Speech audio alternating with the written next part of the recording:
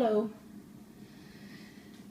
I just thought I would show some ways you could use what you have for fodder to tuck into your tuck spots and envelopes of your junk journal.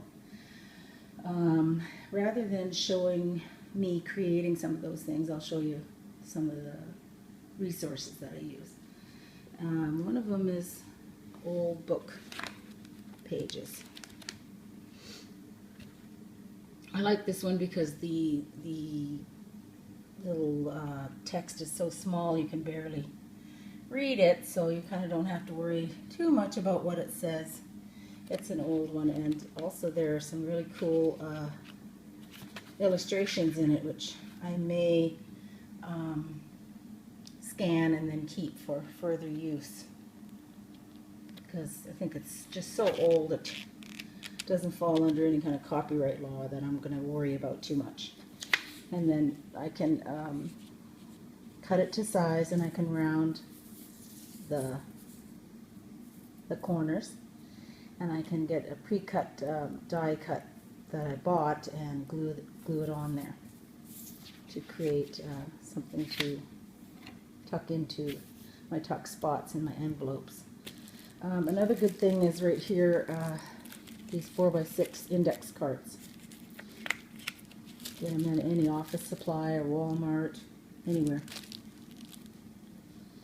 4x6 stack, paper stack, and then just round the corners, and that's good. I like this one, invoice book. You can take use the yellow part, the carbon copy part, and then this part, and you could stamp it, or and then there's a receipt book. You can find a ton of these for very inexpensively from Walmart or anywhere.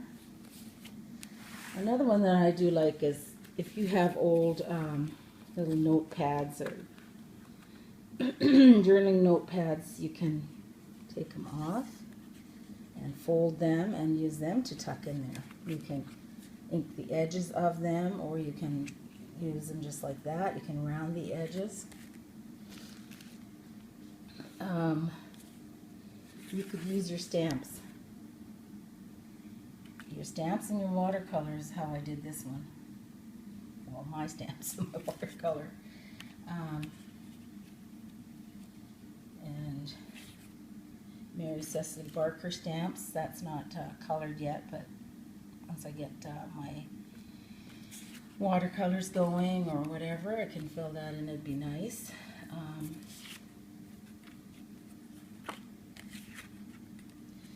So when you're bored at night, you can just make up these cards and save them up. And I've been doing that for I guess a number of years, because I started making these when I got interested in pocket journaling.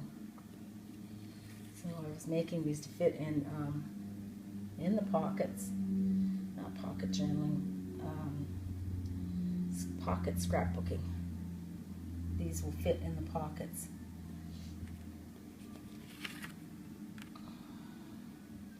And there's like a ton of things you can just print for free if you just look at Pinterest and be respectful of the individual who made them.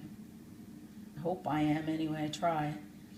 And then you can print them and make a real nice little card for somebody to write on the back, and then have a pretty little kind of vintage picture on the front. So you could print that, and then you can just round the edge and add color if you want, ink the edges. So many of them.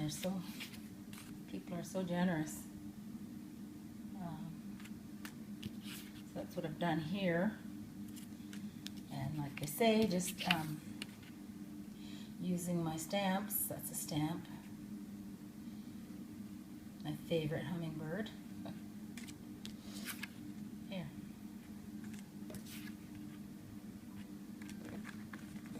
So so that when it comes time for you to look for fodder to stuff into your tucks and envelopes and that, you have a lot of them. And again, like I say, I've made some larger ones. Hung on to these for a long time. Just from my stamps. Again, stamps. And start saving the pieces of cardstock that you make, or that you cut from your larger pieces. Just save the scraps, and they come in handy. There you go. I won't go on too much. I'll just stop here at this other little item I have here. This is a binder with page protectors in it. You can read it. Die cuts, paper images for collage, etc. So there I collect little scrap things, little stuff that I, buy for, and I don't get rid of them. I just hang on to them. And if you have the room, you can do that without being a hoarder. I'm kind of a hoarder, but that's okay. And then I just did them in the, for this one I just I think I followed, it's too long now, but I did follow a YouTube tutorial about how to seal these into these compartments. And I just used like a wood burning tool kind of thing, if you have it. And now, of course, they have the fusion sealer thing. You can use that. But anyway, here I put like flowers, little gears, butterfly shapes, little, things. And then you can just come here and shop here when you want to. They're already made. I cut these little tabs with my silhouette. And I just save them up there, extras. If I did a project and I had a bunch of extra, oops, sorry about that glare. Oh my gosh. Put it on my journal and see if that helps. Oh yeah, no. Well, in any case, you get the idea I'm trying to give you. Save up all that stuff in your binder. And also, if you had it in a binder, it sort of keeps it, within reason, so that you don't have to take up a whole room. Anyway, I hope that helps as far as things that that you could use to put in your envelopes and your tuck spots in your journal. Thanks for watching. Bye.